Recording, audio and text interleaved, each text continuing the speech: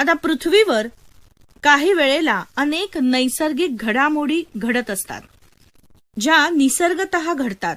त्याच्यामध्ये मानवाचा काहीही हात नसतो.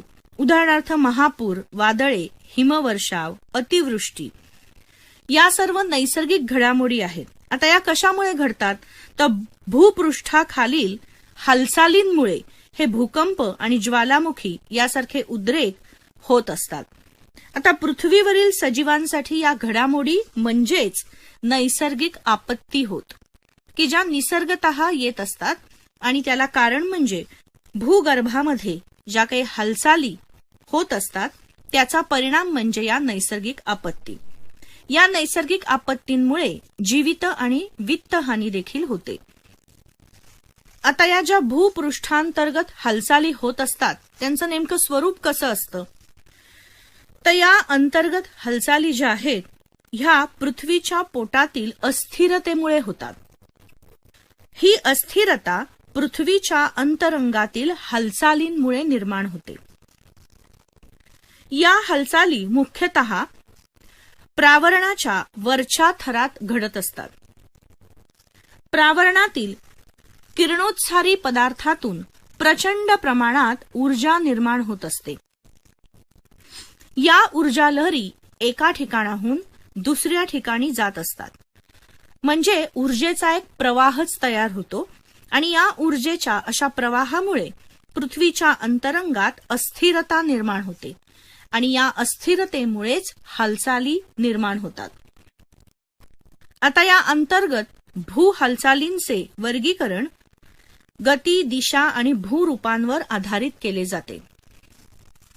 आता गतीवर आधारित भू हालचालींचे दोन प्रकार आहेत.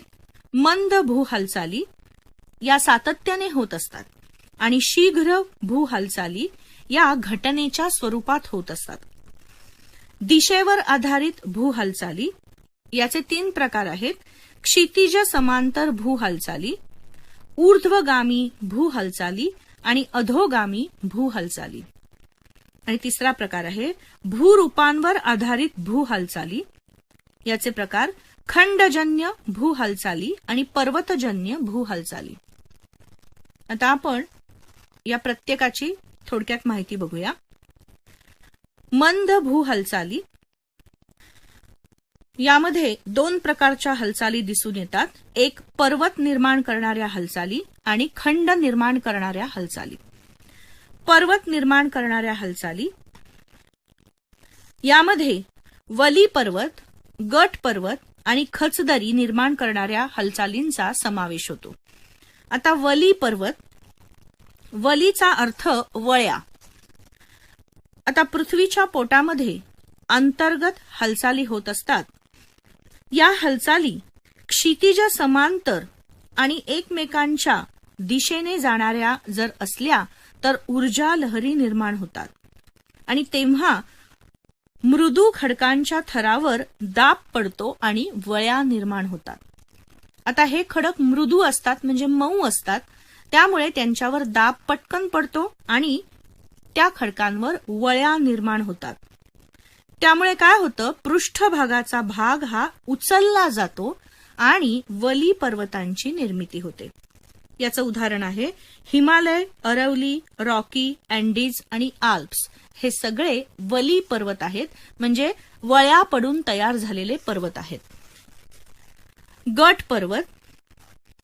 आता जर अंतर्गत हालचालींमुळे क्षितिज समांतर पण एकमेकांपासून दूर जाणाऱ्या ऊर्जा लहरी निर्माण झाल्या तर काय होतं, तर खडकांवर दाब पडण्याच्या ऐवजी ताण निर्माण होतो आणि वळ्या पडण्याच्या ऐवजी विभंग तयार होतात, म्हणजे त्याला तडे पडतात.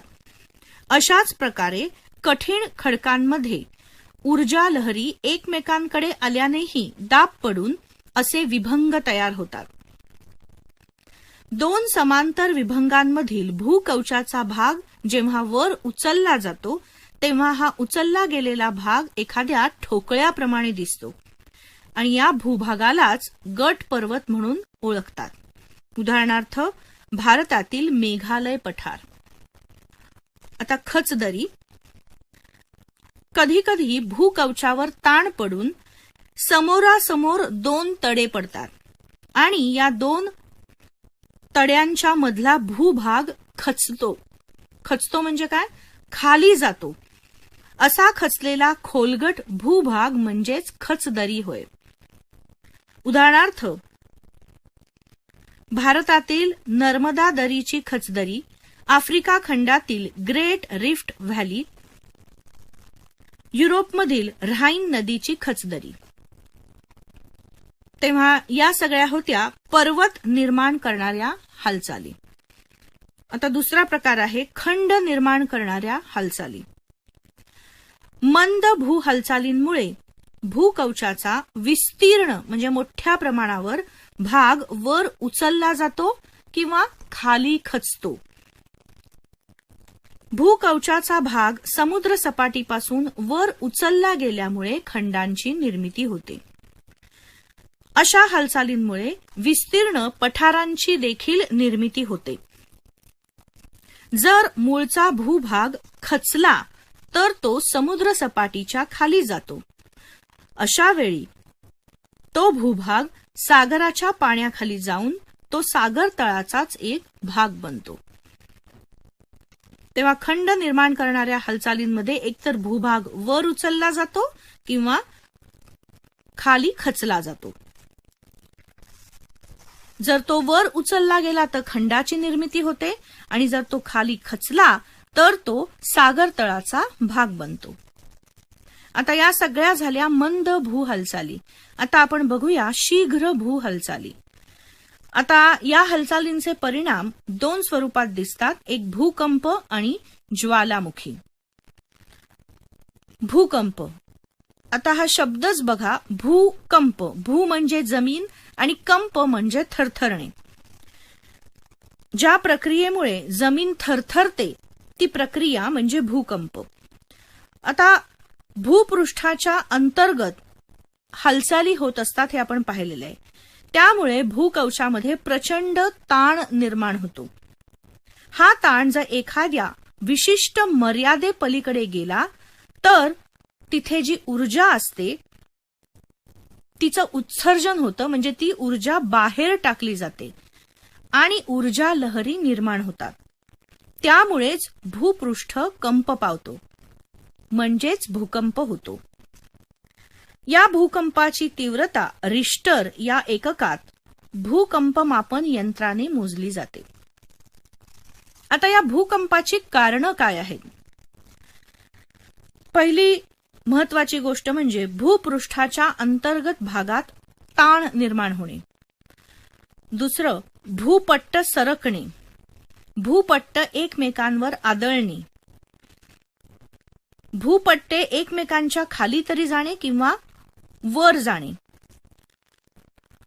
भूपृष्ठाच्या अंतर्गत भागात ताण निर्माण होऊन खडकांमध्ये विभंग निर्माण होणे, तडे निर्माण होणे, ज्वालामुखीचा उद्रेक होणे, ही सगळी भूकंपाची कारणं आहेत. आता भूकंप नाभी आणि अपिकेंद्र म्हणजे काय ते बघूया.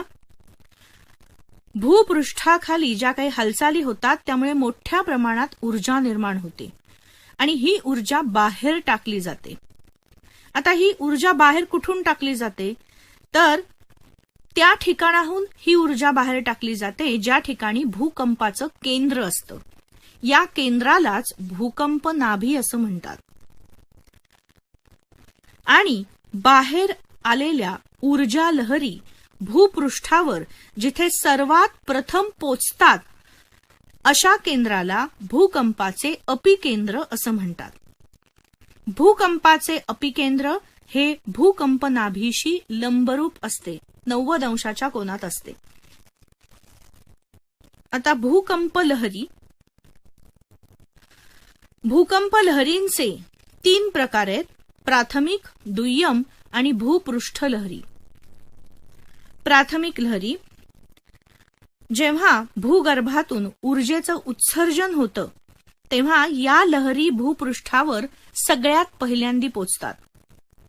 या लहरी भूकंप नाभीपासून पृथ्वीच्या त्रिज्येच्या दिशेत सर्व दिशांनी प्रवास करतात. या लहरींना मागे पुढे होणाऱ्या लहरी असंही म्हणतात. या लहरी घन, द्रव आणि वायू या तीनही माध्यमातून प्रवास करू शकतात.